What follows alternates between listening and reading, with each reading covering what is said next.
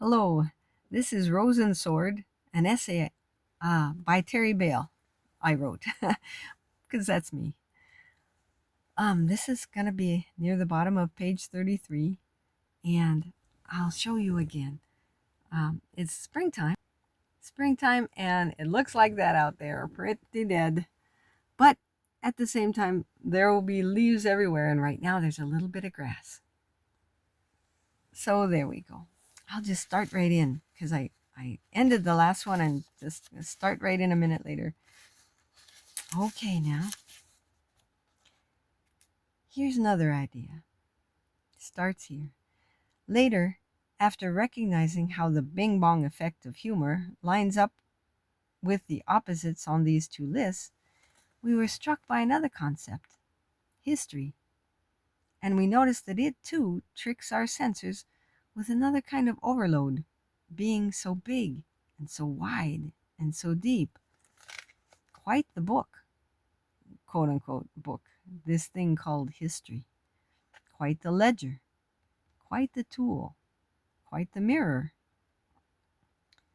I wonder if they say, did I write it on here?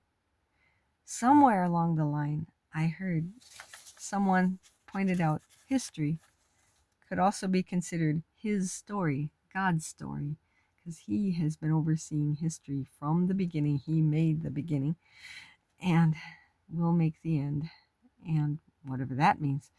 But God knows his story. I don't know if I knew it at this time when I wrote this essay, or if I wrote it in it. We'll see. Oh boy. History being so big, so wide, so deep. Quite the book, this thing called history. Quite the ledger, quite the tool, quite the mirror. God himself has contributed much to both the making and recording of history. Much. He's done most of it. But he lets us honestly make our choices, and that makes up a whole lot of human history. Man likewise has had his hand in there, either to preserve and to support life and truth, or to distort and undermine them, so that in some instances man's record of history can be found to fit into the rose category, supporting truth and life, while in other instances man's record of history can be found to fit into the sword category, pushing prejudice, distortion, and death. Yet history in the larger sense, the full reality of what has actually happened, stands outside of them both.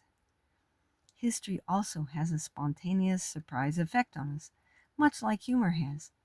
But the surprise effect of history happens not so much between opposing points on opposite sides of the list, but between similar points on one side or the other side of the list, and between distant points in time.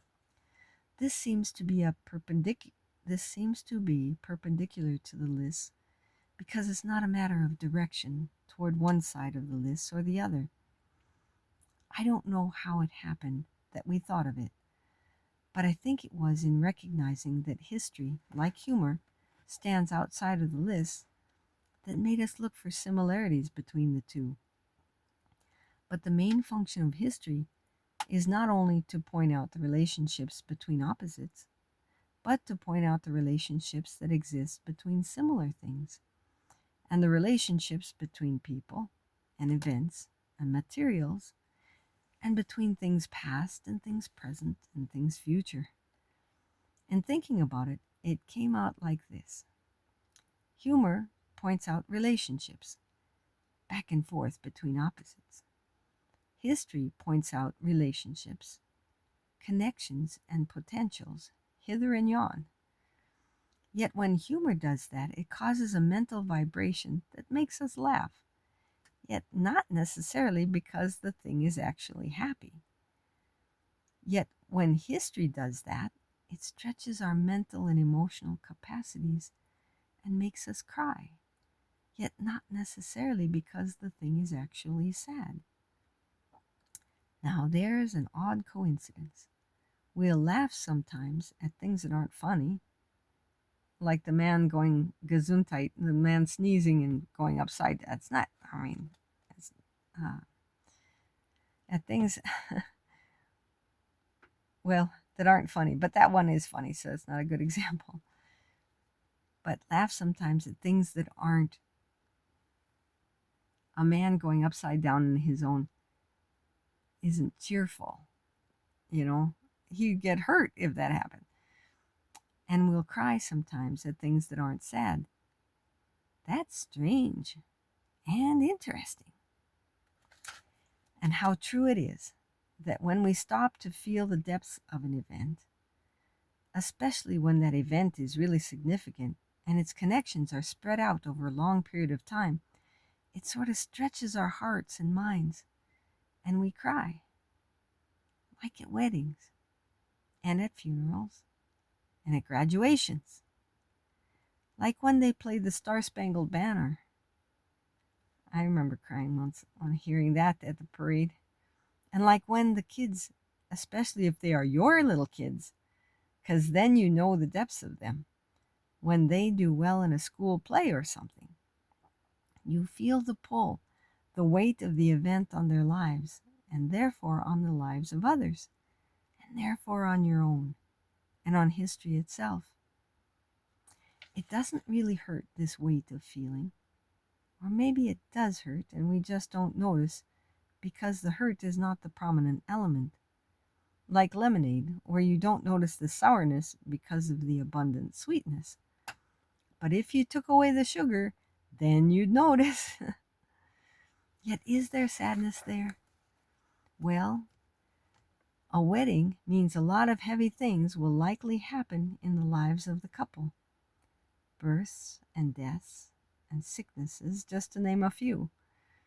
And in the kids' performances, you know that there will be performances of theirs, both now and in the future, that will greatly affect those around them, some for good and some for ill. Such potential. And these things have some sadness to them. But the joys and benefits of all these deep things are valuable and abundant, a harvest to look forward to and to enjoy along the way. It's much the same with those things we call tearjerkers. It's often not the sadness, but the depth and magnitude and significance of these things that cause us to cry. Yet then, some of these things just take us by surprise, being somehow deep and wide and heavy, and we burst into tears, though there's so much more to be happy about than to be sad about. It's special, and it's another evidence to me in that invisible things, like hearts and minds and history and other intangible concepts, are real, because they have dynamics and mechanics and consequences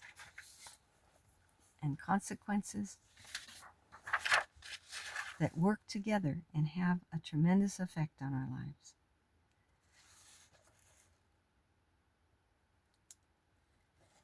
Now, should I keep going, or should I leave it at that for history? I could leave it at that. How many other pages are there till I come to a break? I think I am going to leave it there and go on with it more later. Thank you. Bye-bye.